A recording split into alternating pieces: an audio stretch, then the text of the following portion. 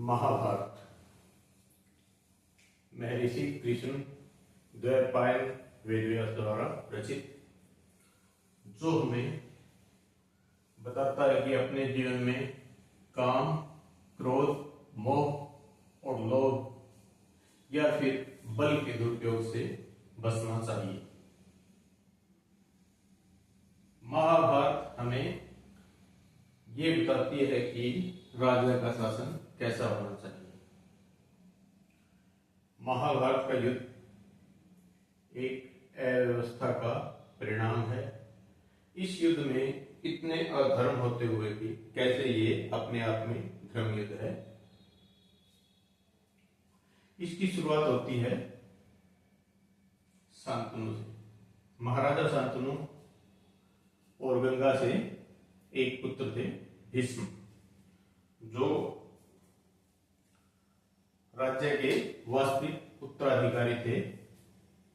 लेकिन महाराजा शांतनु काम के वश में आकर सत्यवती पर मोहित हो जाते हैं,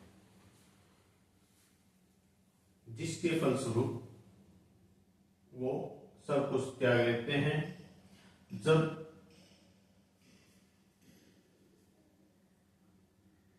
शांतनु सत्यावती के पास अपना विवाह प्रस्ताव भेजते हैं, तो सत्यावती ये कहकर उनको मना कर देती है कि आपके राज्य का उत्तराधिकारी आपके पास है। जो आपके और मेरे से उत्पन्न पुत्र होंगे, वो अपने पूरे जीवन काल में उस उत्तराधिकारी के सेवक बनकर रहेंगे।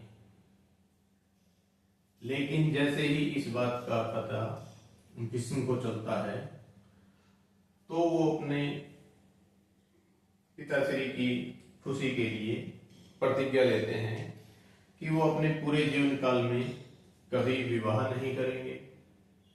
दूसरा, वो अपने राज्य की सुरक्षा अपने जीवन के अंत तक करेंगे। तो पहला दुरुपयोग शांतनु ने काम के वश में आके किया, जिसके कारण जो वास्तविक उत्तराधिकारी थे भीष्म, वो अपने उत्तराधिकार से वंचित हो गए। शांतनु और सत्यावती से संतान उत्पन्न हुई विचित्रवीर्य है चित्रांगद। विचित्रवीर्य को उत्तराधिकार मिलता है, जिनसे पुत्र प्राप्ति होती है धृतराष्ट्र और पांडव। धृतराष्ट्र बड़े हैं परंतु अंधे हैं।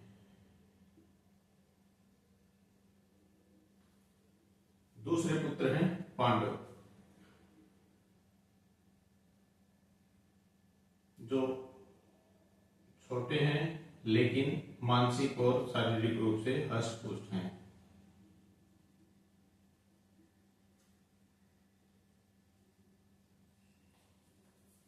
और उत्तराधिकारी होने के लिए प्रथम नियम बड़ा होना और द्वितीय नियम कि वो शारीरिक और मानसिक रूप से सही हो।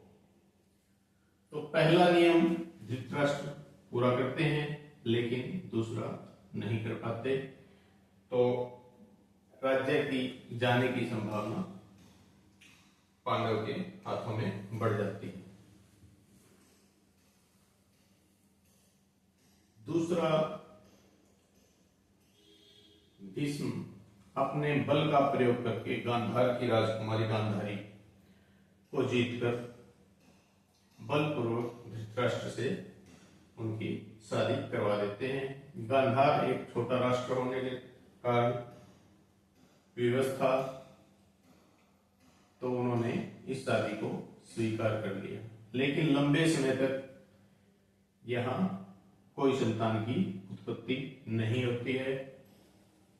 वहीं दूसरी तरफ पांडव और कुंती और माधुरी से 5 पुत्र उत्पन्न होते हैं, जिसमें युधिष्ठिर सबसे बड़ा, भीम, उसके बाद अर्जुन, और पांडव और माद्री से उत्पन्न सहदेव, जो वास्तव में भगवान का प्रसाद है।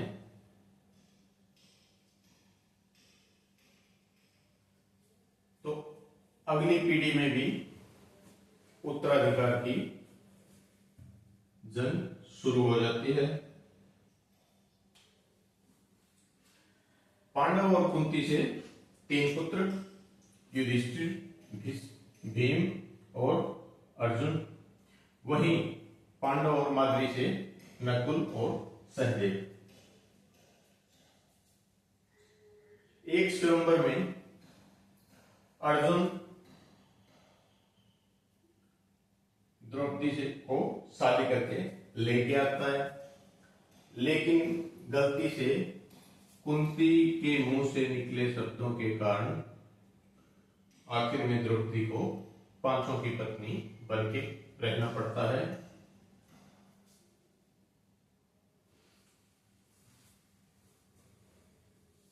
तो अब अगले पीढ़ी में यहां से दुर्योधन और पांडव के वंश से युधिष्ठिर दुर्योधन से बड़े हैं, तो उत्तराधिकार युधिष्ठिर के पास जाना चाहिए। लेकिन दुर्योधन के पिता बड़े हैं, तो वास्तविक उत्तराधिकार धृतराष्ट्र के पास जाना तय था और आगे दुर्योधन के पास जाना तय था। इसी विवाद को लेकर युद्ध होता है जिसका नाम है महाभारत, जिसका आखिर में परिणाम क्या रहता है? कौरवों को मृत्यु दंड। इस युद्ध में सभी कौरव मृत्यु को प्राप्त होते हैं। वहीं पांडवों को अपने किए हुए कर्मों के कारण राज्य तो आखिर मिल जाता है, लेकिन वो भी जीते जी नरक का भोग करते हैं, क्योंकि उनके द्वारा उत्पन्न सभी पुत्र उस युद्ध में वीरगति को प्राप्त होते हैं। जब युद्ध समाप्त होता है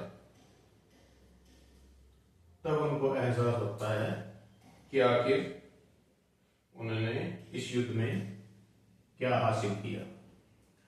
वही भीष्म के द्वारा किया गया बल का दुरुपयोग उन्हें अपने वंश को अपने ही आंखों के सामने मिटता हुआ देखने का दंड मिलता है। लेकिन पांडव पुत्र अर्जुन और सुभद्रा से उत्पन्न पुत्र अभिमन्यु और उनकी पत्नी उत्तरा की संतान परीक्षित आखिर में जीवित रहती है और इस वंश को आगे बढ़ाती है। महाभारत हमें यही सिखाती है कि आप कितने बलशाली हैं, समय पर इसका कोई जोर नहीं है। समय एक ऐसी व्यवस्था बना देता है कि आप बलशाली होते हुए भी निर्बल हो जाते हैं, जिसका उदाहरण भीष्म, जिनमें इतनी शक्ति थी कि वो पृथ्वी का विनाश कर सकते थे, लेकिन वो एक युद्ध तक ना रुकवा पाए। दूसरा, पांडव पुत्र सभी भगवान के वरदान से प्राप्त हुए, लेकिन उनके द्वारा किया गया कर्म द्रौपदी से शादी और उनसे उत्पन्न 5 पुत्र और सभी का अंत। तो आखिर में यही कहना चाहूंगा कि व्यक्ति को काम, क्रोध, मोह, लोभ और बल के दुरुपयोग से बचना चाहिए।